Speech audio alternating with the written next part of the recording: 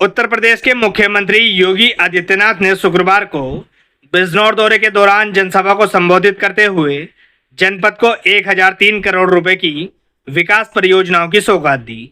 उन्होंने बिजनौर और चांदपुर विधानसभा क्षेत्रों की विभिन्न परियोजनाओं का शिलान्यास किया तथा विभिन्न सरकारी योजनाओं के लाभार्थियों को प्रमाण पत्र वितरित किए। अपने संबोधन में मुख्यमंत्री ने विकास, कानून व्यवस्था और सामाजिक समरसता को प्रमुख मुद्दा बनाया। उन्होंने कहा कि बिजनौर की पहचान जिन्ना से नहीं बल्कि गन्ने और कृषि से है। प्रदेश सरकार किसानों की आय बढ़ाने और कृषि आधारित अर्थव्यवस्था को मजबूत करने के लिए लगातार कार्य कर रही है। उन्होंने कहा कि बिजनौर विकास की नई उड़ान भर रहा है और यहां मेडिकल कॉलेज बनने के बाद अब नर्सिंग कॉलेज की स्थापना की दिशा में भी कार्य किया जा रहा है। मुख्यमंत्री ने अपने भाषण में विपक्ष पर भी तीखा हमला बोला। उन्होंने बिना किसी का नाम लिए कहा कि कुछ लोग बाबा साहब डॉक्टर भीमराव अंबेडकर के नाम पर समाज को जातियों में बांटने का काम कर रहे हैं। उन्होंने कहा था कि जो व्यक्ति दलितों को जाट, ब्राह्मण, वैश्य और अन्य समाजों से लड़ाने की राजनीति करता हो तथा दलितों पर अत्याचार के मामलों में मौन रहता हो, वह वास्तविक अर्थों में अंबेडकरवादी नहीं हो सकता। योगी आदित्यनाथ ने बिजनौर से जुड़ी पुरानी धारणाओं का भी जिक्र किया। उन्होंने कहा कि 2017 से पहले कुछ लोग यह मानते थे कि बिजनौर आना मुख्यमंत्री के लिए अपशगुन होता है, लेकिन यह धारणा पूरी तरह गलत थी। उन्होंने कहा कि जिस भूमि पर भगवान श्री कृष्ण के आगमन की कथाएं जुड़ी हो, वह धरती कभी भी अपशगुन नहीं हो सकती। समस्या धरती में नहीं बल्कि सोच और कर्म में थी। मुख्यमंत्री ने अपने संबोधन में बिजनौर के ऐतिहासिक, सांस्कृतिक और धार्मिक महत्व का उल्लेख करते हुए कहा कि यह जनपद गौरवशाली विरासत का धनी है और अब विकास की नई इबारत लिख रहा है। उन्होंने विश्वास जताया कि सरकार की योजनाओं और जनता के सहयोग से बिजनौर आने वाले वर्षों में प्रदेश के अग्रणी जिलों में अपनी पहचान मजबूत बनाएगा। भारत माता की वंदे वंदे वंदे। नमः पार्वती पतिये हर हर।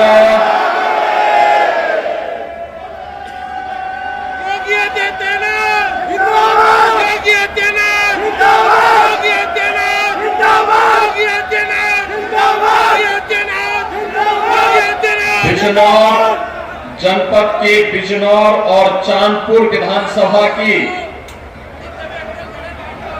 परियोजनाओं के लोकार्पण और शिलान्यास के लिए आयोजित आज के इस कार्यक्रम में समारोह में मेरे साथ उपस्थित उत्तर प्रदेश सरकार में मंत्रिमंडल के मेरे सहयोगी और प्रभारी मंत्री बिजनौर श्री कपिल देव अग्रवाल जी,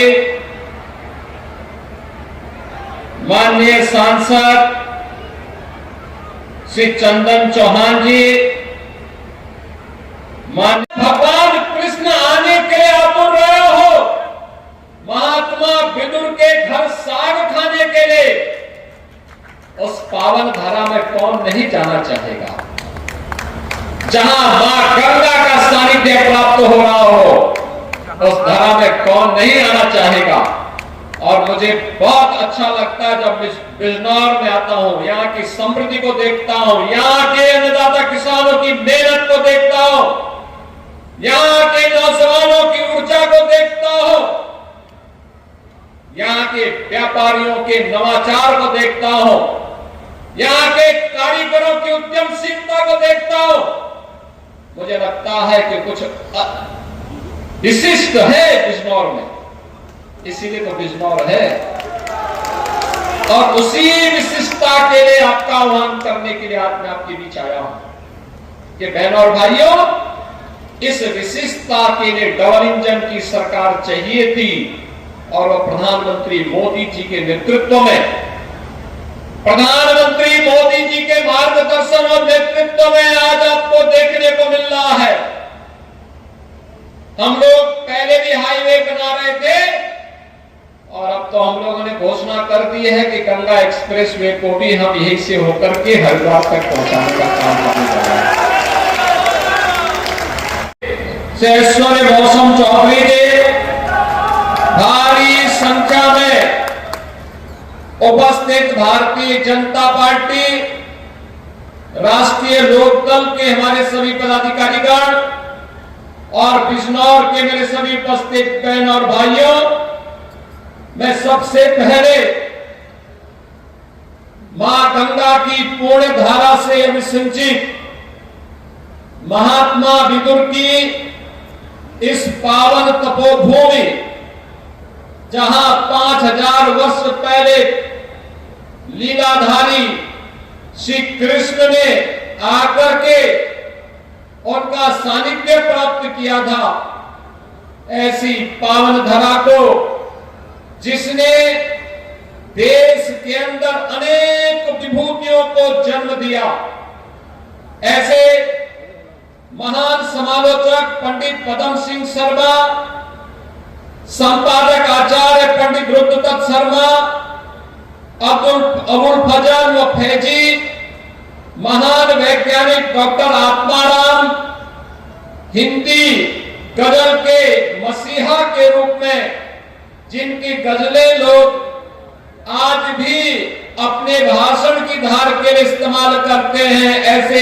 दुष्यंत कुमार जी, महावीर सिंह त्यागी और संविधान विशेषज्ञ डॉक्टर सुभाष कश्यप की इस महान धरा को कोटि कोटि नमन करते हुए मैं आप सभी बिजनौर वासियों का हृदय से स्वागत करता हूं। छठे मार्ग पर इसके सुदृढ़ीकरण के कार्य का शिलान्यास धर्मार्थ योजना के अंतर्गत बदायूं मिर्ची इस्लामनगर भोजी संभल हसनपुर गजरौला मार्ग पर चौड़ीकरण सुदृढ़ीकरण कार्य का शिलान्यास, रावली मंडावर मार्सी गोपालपुर सिहोरा नजीबाबाद मार्ग के चौड़ीकरण सुदृढ़ीकरण कार्य का शिलान्यास, विद्युत कुटी के समेकित पर्यटन विकास के कार्य का शिलान्यास के साथ ही यहां पर तमाम अन्य विकास की परियोजनाओं को आगे बढ़ाने का कार्य किया जा रहा है। ये जो योजनाएं आ रही हैं, मैं बिजनौर विधानसभा और चांदपुर विधानसभा की जनता जनार्दन को इसकी बधाई देता हूं। लाभ तो पूरा बिजनौर लेगा, लेकिन अन्य विधानसभाओं में भी हमारे कार्यक्रम लड़ेंगे और वे भी हमारे लोग आने वाले हैं। मैं इसके लिए पूरे बिजनौर वासियों को बधाई देता हूं और आश्वस्त करता हूं कि सरकार का जो मंत्र है चरे बेटी का, बिना रुके, बिना टिके, बिना थके, बिना झुके, जनता जनार्दन की आवाज को सर्वोपरि रखते हुए आपकी सुरक्षा, आपके लिए सुशासन और आपकी समृद्धि के लिए यह डबल इंजन की सरकार निरंतर कार्य करेगी। इस विश्वास के साथ आप सभी को मैं इन सभी परियोजनाओं की हृदय से बधाई और शुभकामनाएं देते हुए अपनी वाणी को देता हूं विराम। आप सब मेरे साथ बोलेंगे जय जय श्री राम। एक क्लिक किया, प्रदेश के 3 करोड़ 26 लाख अन्नदाता किसान के खाते में प्रधानमंत्री किसान सम्मान निधि का लाभ पहुंचता है। एक बार बटन दबाते हैं लखनऊ में, पैसा सीधे एक साथ 1 करोड़ 6 लाख दिव्यांगजनों, निराश्रित महिलाओं और वृद्धजनों के खाते में पेंशन का पैसा उनके खाते में जाता है। आज राशन की सुविधा का लाभ लखनऊ में बैठे बैठे, स्क्रीन में बैठे बैठे हम देख सकते हैं कौन सी फेयर प्राइस शॉप से राशन दिया जा रहा है। अगर कहीं पे गड़बड़ कर रहा है तो लखनऊ में हमारी स्क्रीन अलर्ट कर देती है कि फलानी जगह फलानी दुकान में घटतोली हो रही है, वहां पर इस प्रकार का कार्य हो रहा है और तत्काल छापेमारी करके हम गिरफ्तारी कर लेते हैं। बहनों और भाइयों, कार्य करने की इच्छा शक्ति होती है तब कार्य होता है। आप मुझे बताओ, जो लोग बिजनौर ही नहीं आना चाहते थे, बिजनौर को अपशकुन मानते थे, अपशकुन इसलिए मानते थे क्योंकि बबुआ तो 12 बजे सोकर के उठते थे, 12 बजे सोकर के उठते थे, 2 बजे तक तैयार होते थे, फिर कुछ खा पी करके फिर उनके जिम जाने का समय हो जाता था, फिर उनकी अपनी मंडली बैठ जाती थी। तो जनता से मिलने की फुर्सत कहां थी? जनता से मिलने के लिए समय पे जगना होगा, जनता के बीच में जाना होगा, उनकी समस्याओं को सुनना होगा, जनप्रतिनिधियों से संवाद बनाना होगा, और इस प्रकार के कार्यक्रमों के साथ आकर के अपने अपशकुन का दोषी बिजनौर जैसी पवित्र धरती पर नहीं थोपना होगा, तब जाकर के परिवर्तन होगा। बहन और भाइयों, आज मैं आपको आश्वस्त करने के लिए आया हूं। अभी यहां पे श्रीमती सुची चौधरी जी कह रहे थे पुराने फ्लाईओवर को बनाना है, हमने तो प्रस्ताव मान दिया है, वो प्रस्ताव दे दे, तत्काल कार्य हम लोग उस पर प्रारंभ करवाने जा रहे हैं, कोई समस्या नहीं। आज विकास के लिए पैसे की कोई कमी नहीं, कोई कमी नहीं। और मैं तो बोलता हूं सभी जनप्रतिनिधियों से, मैं तो बैठक लेने के लिए स्वयं आया था। मैंने मुरादाबाद में भी इस मंडल की बैठक ली और मैंने कहा जो रोड बननी है, जाना पुल बनने हैं, जाना फ्लाईओवर बनना है, प्रस्ताव एकदम जनप्रतिनिधि के प्रस्ताव पे सारे कार्य स्वीकृत होंगे।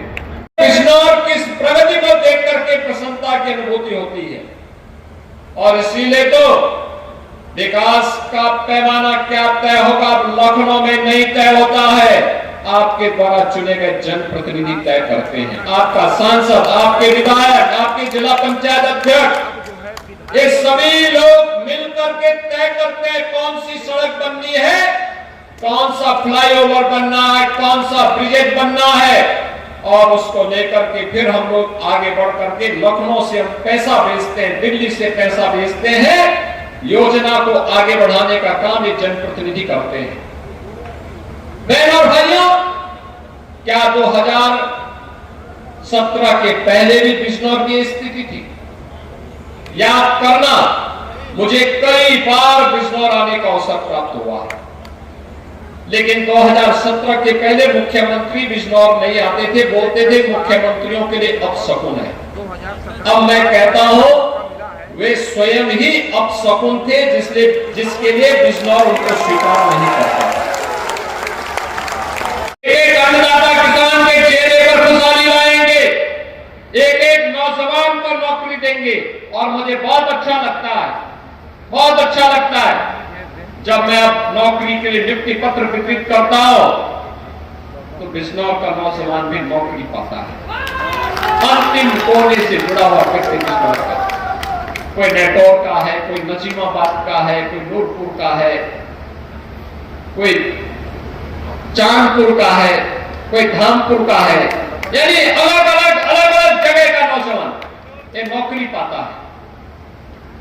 आज यहां पर स्वयं का उद्यम स्थापित कर रहे नौजवान, हमारा किसान फिर से उद्यमी बन चुका है। ये यात्रा जब चलेगी तब इस यात्रा ने उत्तर प्रदेश को बीमारू राज्य से उभारा है। बहनों और भाइयों, मैं लखनऊ में बैठ करके केवल योजना बनाता तो यूपी बीमारूपन से दूर नहीं हो पाता। यूपी बॉटम 3 से आज टॉप 3 नहीं पहुंचता, और आपका बिजनौर भी बॉटम 3 से टॉप 3 में नहीं पहुंचता।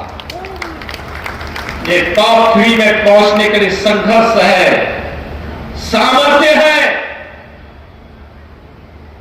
आपके साथ मिलकर के समन्वय है, और एक साथ मिलकर के विशुद्ध भाव के साथ आगे बढ़ने का कार्य है। और उस इच्छा शक्ति के साथ आज हम सब आपके पास आए हैं कि बहनों और भाइयों, विकास की इस प्रक्रिया को हमें मजबूती के साथ आगे बढ़ाना है, बिना रुके, बिना डिगे, बिना थके। एक यात्रा अनवरत रूप से आगे बढ़नी चाहिए, और उसी यात्रा को आगे बढ़ाने के लिए आज हम सब आपके बीच में आए हैं। देश का विभाजन कांग्रेस के पाप के कारण हुआ, लेकिन खामियाजा इन सिख बंधुओं ने भुगता था, इन सिख बंधुओं ने भुगता था, पंजाब से आने वाले बंधुओं ने भुगता था, बांग्लादेश से आने वाले बंधुओं ने भुगता था। आज भी आप देखते होंगे बांग्लादेश में क्या पाप होता है, वहां पर दलित मारा जाता है, लोगों के मुंह बंद हो जाते हैं, कोई बोलता नहीं, उनके घर जलाए जाते हैं, कोई बोलता नहीं है। योगेंद्र नाथ मंडल के पाप के कारण ये हत्याएं हो रही हैं। बहनों और भाइयों, जब ये देश आजादी की लड़ाई लड़ रहा था, उस समय देश के अंदर दो ऐसे महापुरुष थे जो उस समय दलितों की आवाज बन करके देश की आजादी की लड़ाई में अपना योगदान देते थे। एक थे बाबा साहब डॉक्टर भीमराव अंबेडकर और दूसरा नाम था श्री योगेंद्र नाथ मंडल का। बाबा साहब भीमराव अंबेडकर सदैव भारत के अंदर भारत की आजादी के लिए ब्रिटिशर के खिलाफ लगातार मोर्चाबंदी की थी, लगातार लड़ते रहे। योगेंद्र नाथ मंडल भी इस लड़ाई को मजबूती के साथ आगे बढ़ाते रहे। कांग्रेस ने बाबा साहब भीमराव अंबेडकर को हमेशा अपमानित करने का काम किया, लेकिन जब देश की आजादी नजदीक आई, बाबा साहब भीमराव अंबेडकर मजबूती के साथ देश की आजादी की लड़ाई से जुड़े रहे।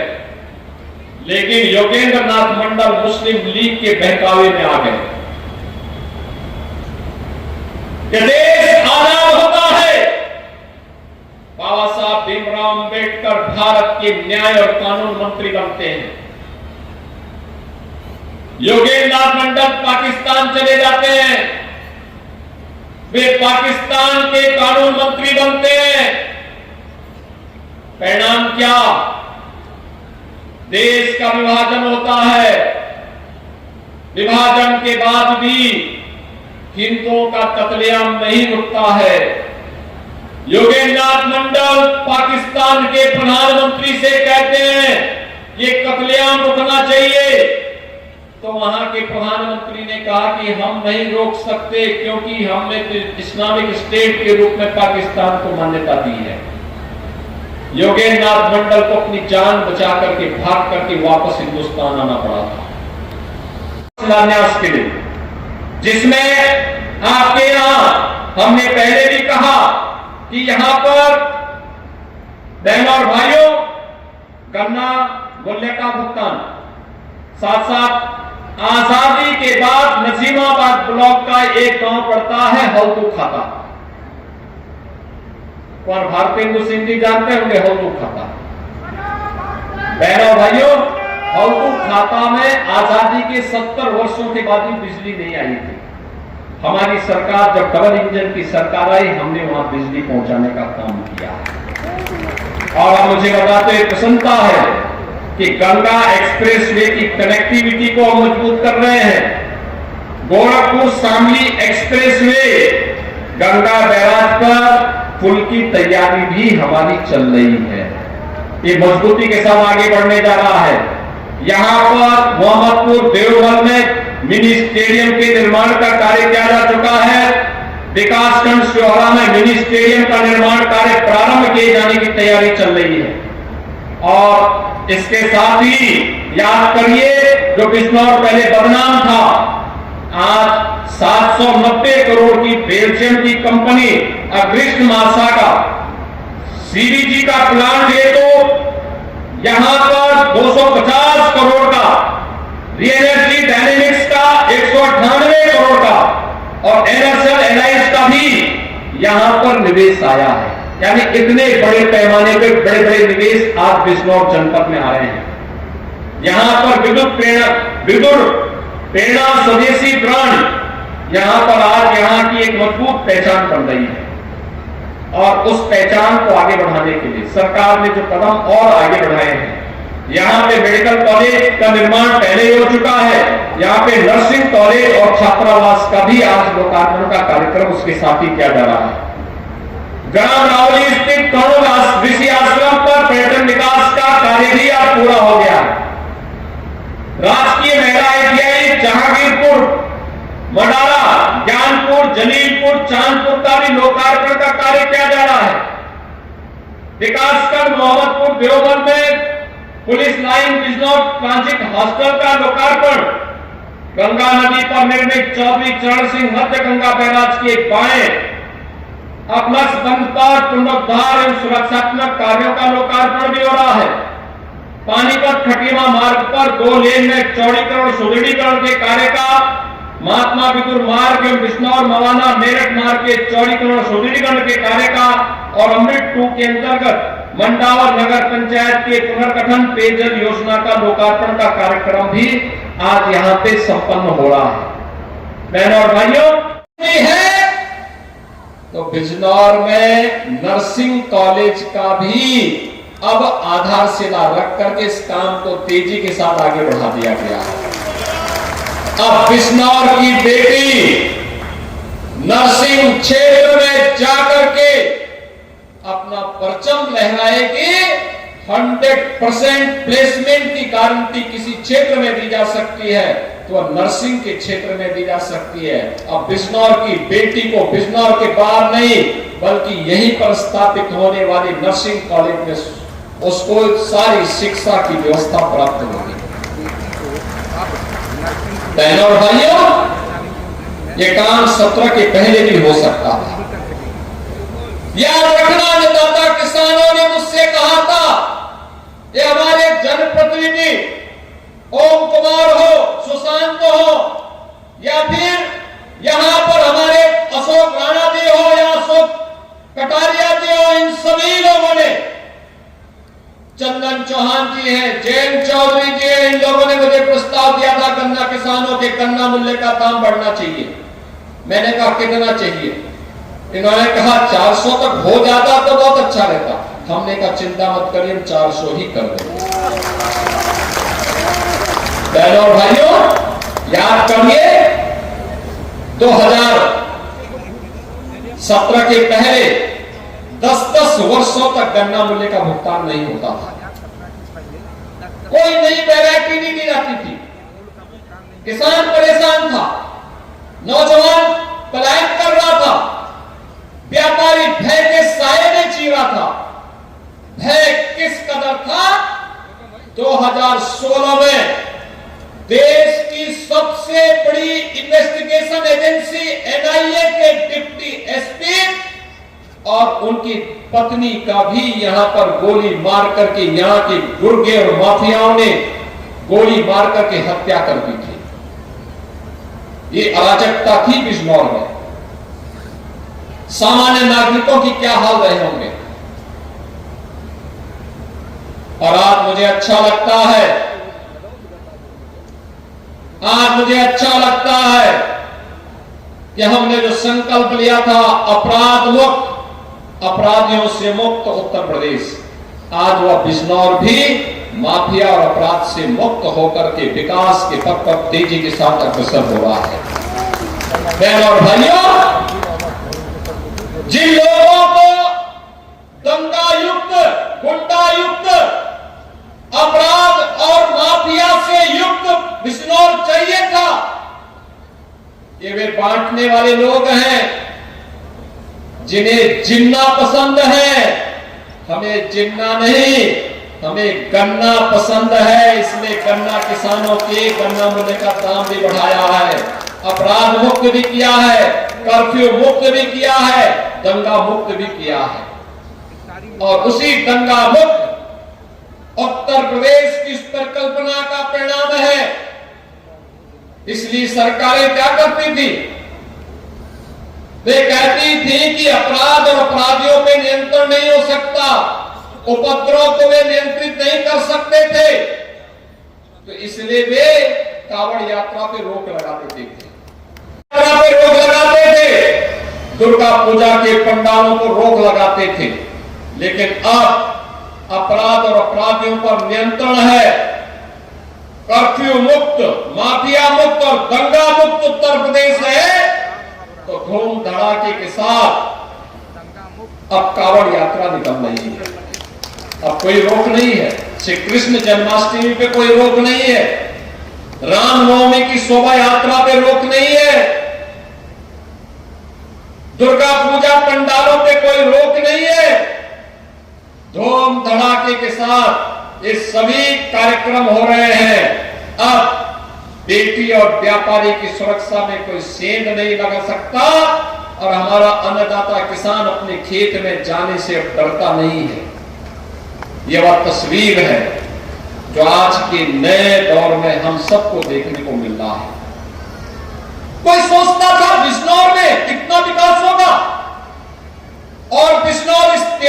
साथ विकास के पथ पर अग्रसर होगा। लेकिन आज इस साकार हुआ है, उसको साकार रूप देने में हम सफल हुए हैं, इसलिए क्योंकि आपने यहां पर उस योग्य जनप्रतिनिधि चुन करके भेजे हैं। आपने भेजे चंदन चौहान जी को आपने सांसद बनाया, आपने यहां से श्रीमती सुची चौधरी जी को विधायक बनाया, आपने कुंवर सुशांत सिंह को विधायक बनाया, आपने श्री अशोक राणा जी को विधायक बनाया, आपने श्री ओम कुमार को विधायक बनाया। ये लोग केवल विधायक ही नहीं और सांसद ही नहीं, जब बिजनौर में है तो जनता के बीच, और बिजनौर के बाहर है तो दिल्ली में या लखनऊ में जाकर के बिजनौर के विकास की योजना की पैरोकारी करते हैं। वहां पर एक एक मंत्री के साथ बैठक करते हैं, मेरे साथ बैठक करते हैं, और फिर उन योजनाओं को यहां जमीनी धरातल पर उतारने के प्रयास जो करते हैं, वो प्रयास आज बिजनौर के अंदर देखने को मिल रहा है। बहनों और भाइयों, महात्मा विदुर की स्मृतियों को लेकर के आज बिजनौर मजबूती के साथ आगे बढ़ रहा है, और उन्हीं बातों को लेकर के आज मुझे बिजनौर में 1000 करोड़ रुपए की मात्र 2 विधानसभाओं की बात कर रहा हूं। पिछले दिनों में बड़ा पूर्ण आया था और उस समय मैंने बुरहानपुर में सैकड़ों करोड़ की परियोजनाओं का लोकार्पण और शिलान्यास किया था, और वहां पर मुझे लगभग 3000 उन पाकिस्तान और बांग्लादेश से विस्थापितों को उनके जमीन के पट्टे उनको उपलब्ध करवाने का भी अवसर प्राप्त हुआ था, जो लोग लगभग 8 दशक से इंतजार कर रहे थे। 15-17 वर्ष वह व्यक्ति गुमनाम जीवन जी करके हमेशा के इतिहास में विलीन हो गया। बाबा साहब भीमराव अम्बेडकर, जिन्होंने देश के वंचितों के लिए, दलितों के लिए, पिछड़ों की लड़ाई को लेकर के लड़ाई लड़ते रहे, आज भारत के अंदर, दुनिया के अंदर वंचितों और दलितों के मसीहा के रूप में सारे समाज के लिए पूज्य हो गए। बहनों और भाइयों, ये है 2 उन महापुरुषों की लड़ाई। एक ने देश के हित में काम किया था, एक ने देश के विभाजन के लिए कार्य किया था। और मैं ये बात आप सबसे इसलिए कह रहा हूं क्योंकि कुछ लोग फिर से आ गए हैं जो योगेंद्र नाथ मंडल बनना चाहते हैं। नाम बाबा साहब का लेंगे लेकिन काम योगेंद्र नाथ मंडल का करेंगे। वे काम योगेंद्र नाथ मंडल का काम कर रहे हैं। मैं देखता हूं जब दलितों का पीड़न होता है उनके मुंह में फेविकोल लग जाता है, और जब जाति के नाम पर हिंदू को लड़ाना होता है तब वह दलित को जाट के साथ, दलित को ब्राह्मण के साथ, दलित को गुर्जर के साथ, दलित को क्षत्रियों के साथ, दलित को वैश्यों के साथ लड़ा करके सामाजिक ताने बाने को छिन्न भिन्न करने का पाप कर रहे हैं। बहनों और भाइयों, हम सबको इस प्रकार की उस दुष्ट प्रवृत्ति से जो देश को विभाजित कर रही है, कमजोर कर रही है, उसे सतर्क और सावधान होना होगा।